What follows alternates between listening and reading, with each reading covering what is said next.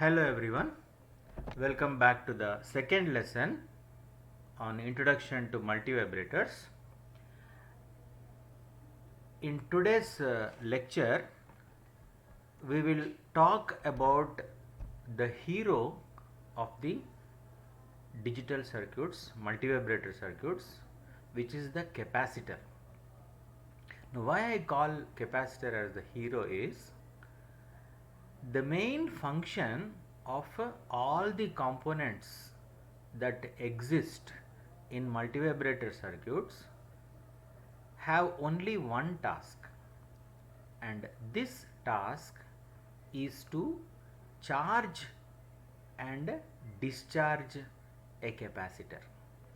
So there could be one capacitor, there could be more than one capacitor, but the most important action that we are interested in is where is this capacitor and how is this capacitor charged or discharged.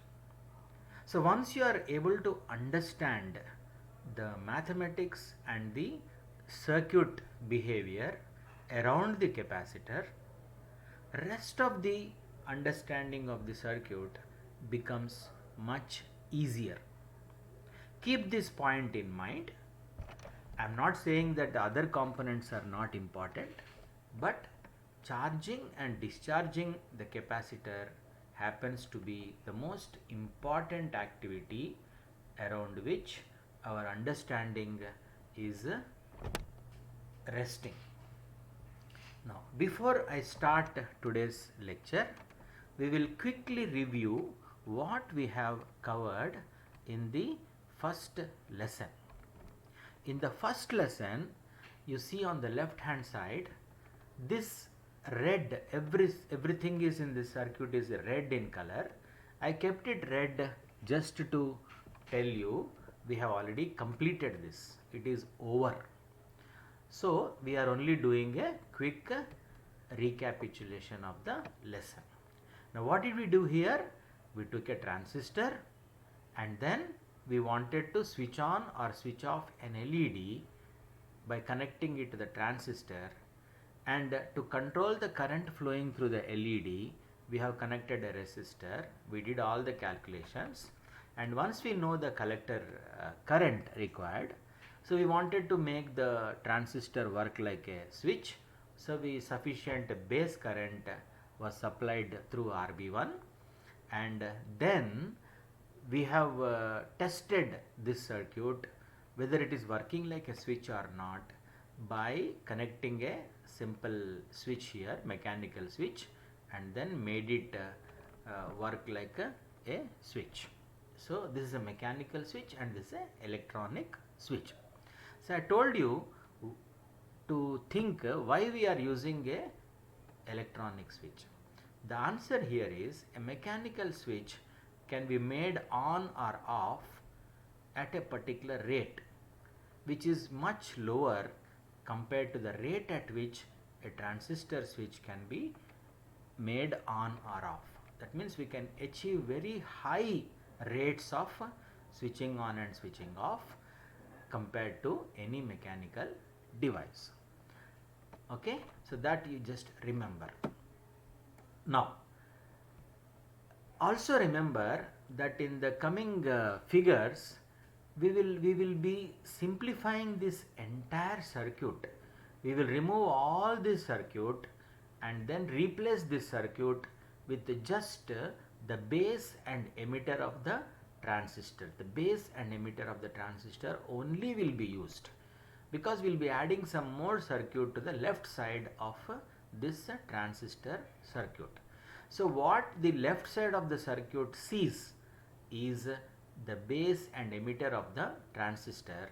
The base and emitter of the transistor can be replaced by a diode. Okay, so that is if it's an NPN transistor, so this is P and this is N, so we are simply replacing the transistor with a diode here. Okay, just remember that, and I'll get back to it later. Now we will come back to the most important discussion of this lecture, which I'll cover in two figures. This figure 4 is there and figure 5 is there. In between, to make you understand figure 5, I have added another figure, but this is only for understanding the concept. So I have not given any specific number to this. So you can call it as anything, 4a or something like that. But I am not giving any number there. Now, this is a very important figure which I will explain to you and try to remember it.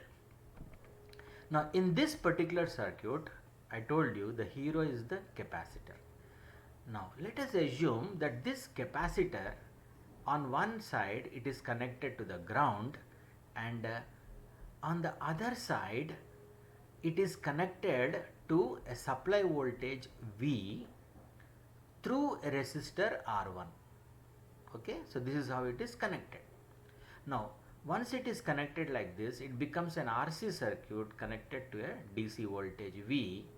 And if I ask you at time t equal to t0, starting time, imagine that the voltage across the capacitor is 0, then how the voltage across the capacitor will vary? What is the VCT, time varying voltage across the capacitor? We would like to know that. Now, this can be calculated with your network analysis understanding by writing the KVL for this one and then solving for VCT. So, try it out. That is not an exercise here. Try it out, and if you have any doubts, I will give you the solution. Now, please remember that this voltage across the capacitor is equal to, I am writing an equation here. This equation you must remember very well, which is the voltage across the capacitor will change with the time, and it will change in this fashion. How? The voltage across the capacitor will be equal to the final voltage to which the capacitor will reach if left on its own, if there is no interruption. What is the maximum voltage to which the capacitor will go? That is called as the final voltage. Okay, and plus initial voltage minus final voltage. Now, what is initial voltage here? Sometimes the capacitor may be having some charge in it because of some earlier charging. If there is an initial charge across the capacitor, let us say Q, then Q by C will be equal to a voltage. So that means the capacitor will also be having a voltage across this even before it is starting to charge. So that is called as the initial voltage. The voltage before the capacitor is charging to volt V is called as the initial voltage, and the maximum voltage to which it will reach, that is called as the final voltage. Now, this capacitor, while it is charging to the voltage V, is getting the current because of the resistor R1, is it not? So, this R1 and C together will give us the time constant of this circuit. Please note down time constant. Time constant is also a very important concept. Those of you who are not clear about it, please try to do a revision of that. So, we will say that if RC circuit is there, the time constant is R into C. Okay, in this particular case you are having R1. So, what is the time constant here? R1 into C. So, we will simply call it as a time constant RC, and R will be replaced by the appropriate resistance. So, now let us get back. The voltage across the capacitor is equal to the final voltage to which the capacitor will charge plus the difference of initial voltage and final voltage multiplied by e raised to the power of minus t by RC, where t is the time and RC is the time constant of the RC circuit. So through which resistor is the capacitor charging?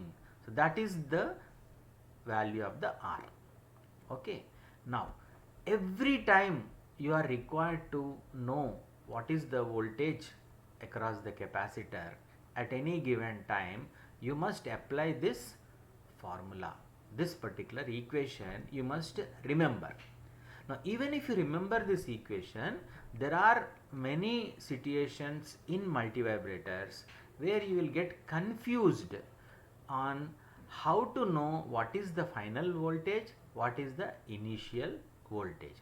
So you need a lot of practice. So that practice we will do after we understand the basic concepts. Okay. Now let us take a particular situation, okay, and try to find out the equation for the voltage across the capacitor. Now let us assume that in this particular circuit there is a switch. Let us say that switch is open. Okay, this switch is open. Okay, so when the switch S is open, what is the circuit that is available here? You are having a capacitor C connected to V through R1. Okay, C is connected to V through R1. So current will be flowing from V to C through R1. Okay, now we want to write the equation for VCT. So how do we get the equation for VCT? For this we have to know what is the final voltage and what is the initial voltage. Both are important. Okay, now let us assume that there is no initial voltage across the capacitor initially. That means let us assume that Vi is equal to 0. Okay, then we will write here Vi is equal to 0. Okay, in this particular case Vi is equal to 0. Okay, and what is the final voltage? V final, you can see here very clearly, if the capacitor is allowed to be connected to V without any hindrance, current will keep flowing through R1 into C, and the capacitor charge will go on increasing until the capacitor voltage reaches the final voltage of V. That means it cannot cross V. The maximum voltage the capacitor can reach is plus V. Is it not? So what is the final voltage now? Final voltage is plus V only. There is nothing else here other than V. So when this switch is open, the capacitor, the final voltage it can reach is V, and we are assuming that initial voltage is equal to 0. Now if initial voltage is some non-zero value, we have to put that value in the equation. Now if you put these two values in the equation, what will you get? You will get V final will become V, I will write here, V final will become V plus, okay, then Vi is equal to 0 minus V final is again V multiplied by exponent e raised to the power of minus, I don't have an exponent here, I will simply put exponent minus T by RC. What is R here? R is R1. Okay, R1 into C. Got it? So this is what is the equation. Now you can see here, when you look at this equation, I have already written this particular equation at the bottom for you, so that there is no confusion. You can see these two. When S is open, you can see here, when S is open, Vf is equal to V, initial voltage is taken as 0, so the VCT after simplification will become V plus 0 minus V, this becomes minus V, so V minus V, so V into 1 minus e raised to the power of minus T by R1 into C. So this becomes the equation for the voltage across the capacitor when the capacitor is connected to R1 through V. Okay, so that is the important thing you have to remember. Now we will try to understand in a dynamic situation how to know what will happen to the voltage across the capacitor. What do you mean by dynamic situation? You knew that the switch was open, so you were able to calculate. Okay. Now, if the switch is closed after the capacitor has reached the value of V, the final voltage of V, if the after that the switch is closed, then how do we write the equation for the voltage across the capacitor? Let us see that now. Now, when the capacitor is already charged to a voltage V, see, after the voltage is reaching the value of V, the switch is closed. Is it not? So that means what is the initial value of the voltage across the capacitor? What is the initial value? The initial value across the capacitor is equal to V. Please remember that point. Okay, initial value is V. Why? Already earlier it got, before the switch was closed, the capacitor was charged to V. So initial value is equal to V.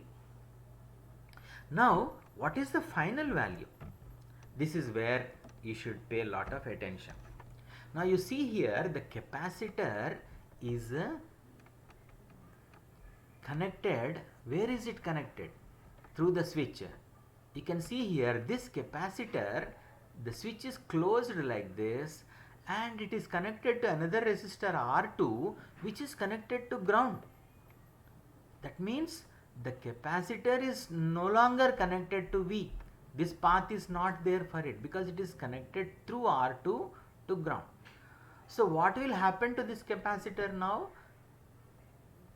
You must have heard something like the capacitor will discharge. Okay.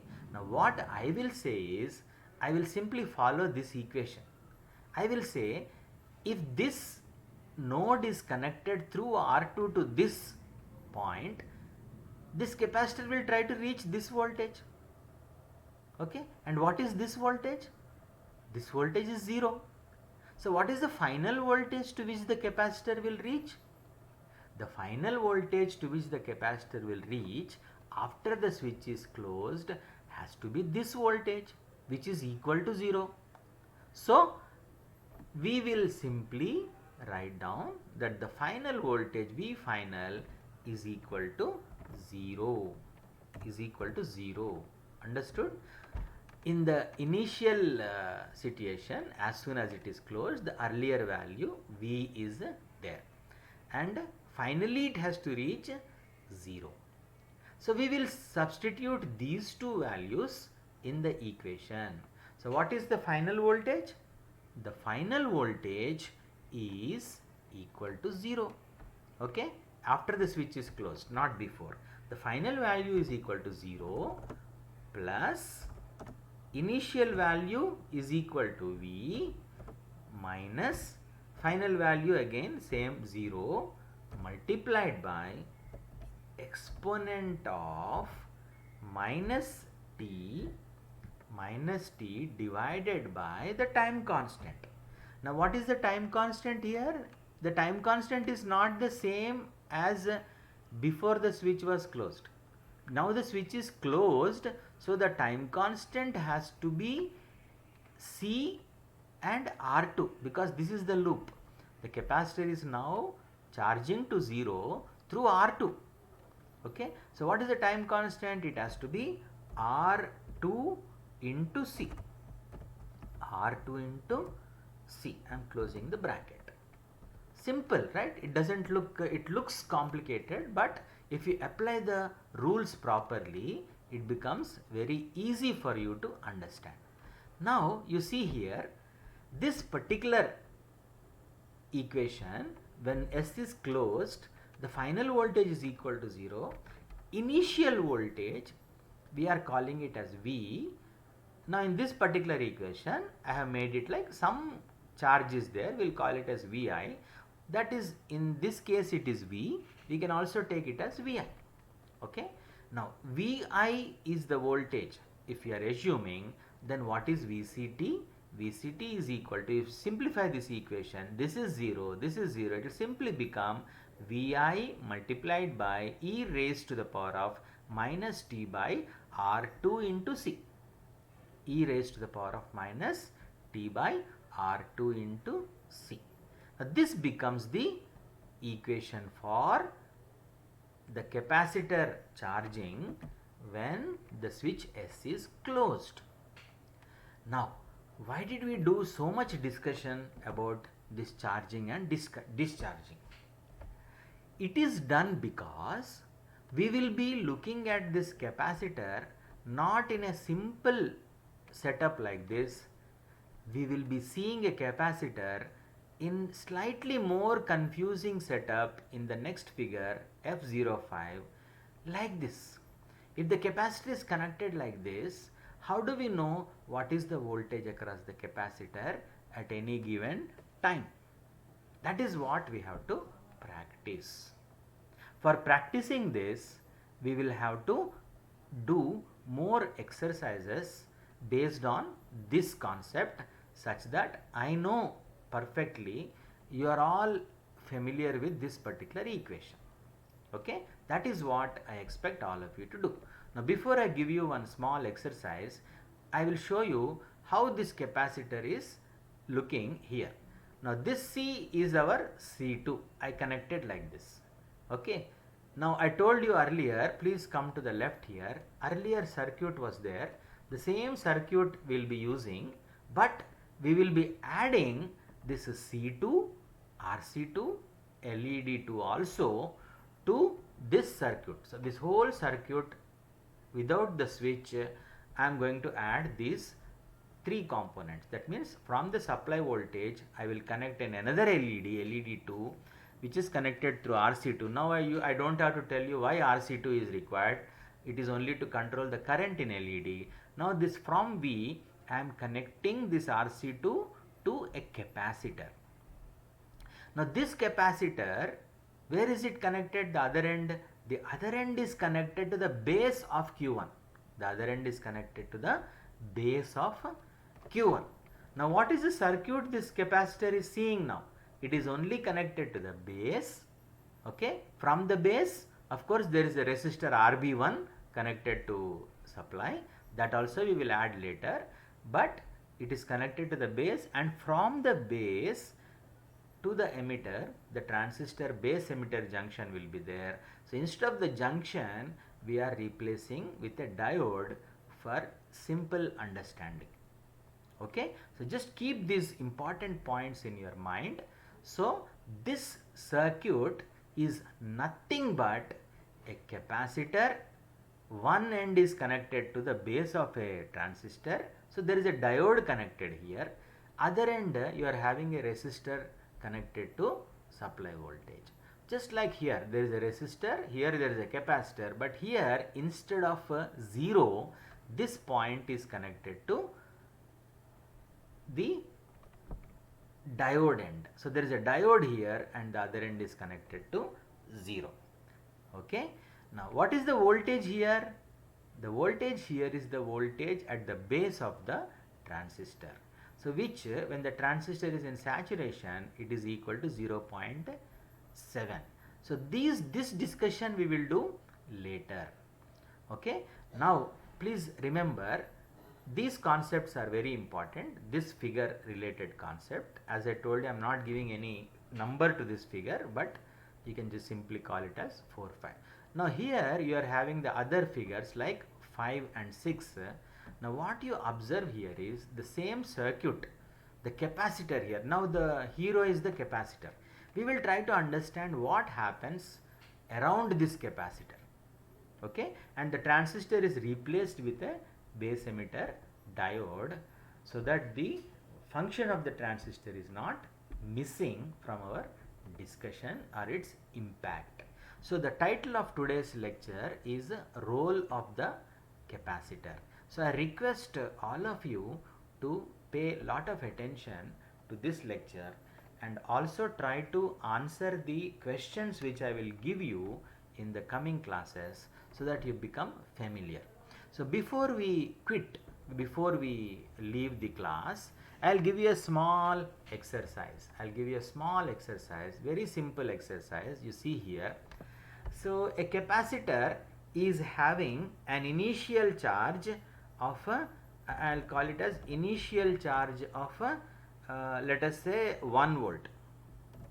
Okay, initial voltage of 1 volt, not charge, initial voltage of 1 volt. So V initial, and the capacitor will be charging to a final voltage of you see here I am giving a final voltage, don't get confused. V final is equal to minus 20. Don't ask me why. Okay, now this initial value is 1 volt, final value is minus 20. Now what is the voltage across the capacitor? Without any confusion, you must write the equation. What is the equation? VCT is equal to V final. What is V final? V final is whatever it is given here, that is the V final. Don't think earlier problem it was a positive value, how it can be negative. Don't think like that. Whatever is the final value, that with the sign you have to put, with the sign. So what is the final value? Minus 20. Minus 20 plus, what is the initial value? Initial value given there is plus 1 volt. So 1 minus, and now what is the final value? Final value is minus 20. So 1 minus of minus 20. Minus of minus 20 multiplied by here e raised to the power of whatever is the time constant, exponent of minus t by whatever is the time constant, whatever value is given, that value we are not discussing. Why? Our focus is on the equation related to initial and final values. So it is not necessary that the final value will be positive. Final value can be negative.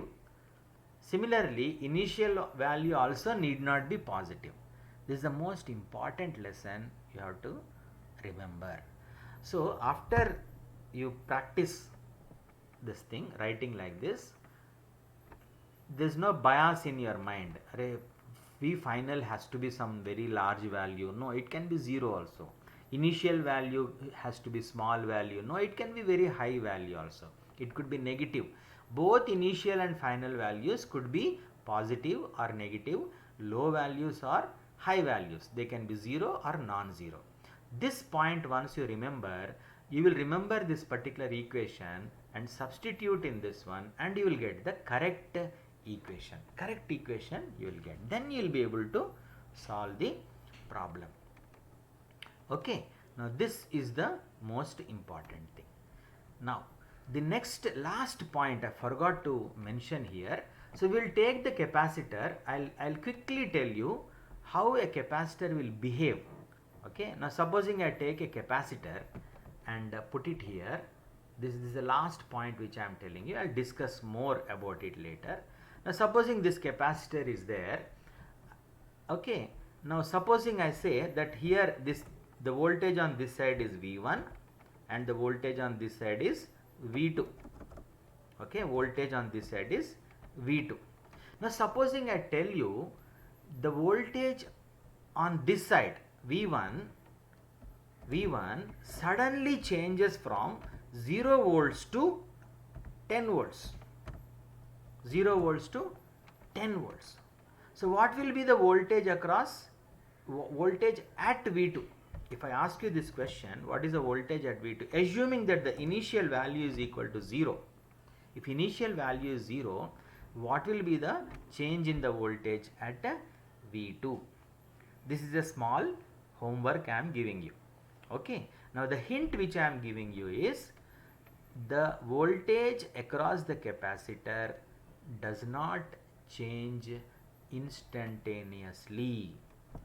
Okay. The voltage across the capacitor does not change instantaneously. Once you remember this point, you will be able to answer my question. So what was the question? V1 suddenly changes from 0 to 10. What will be the value of V2 if the initial value is 0? Okay.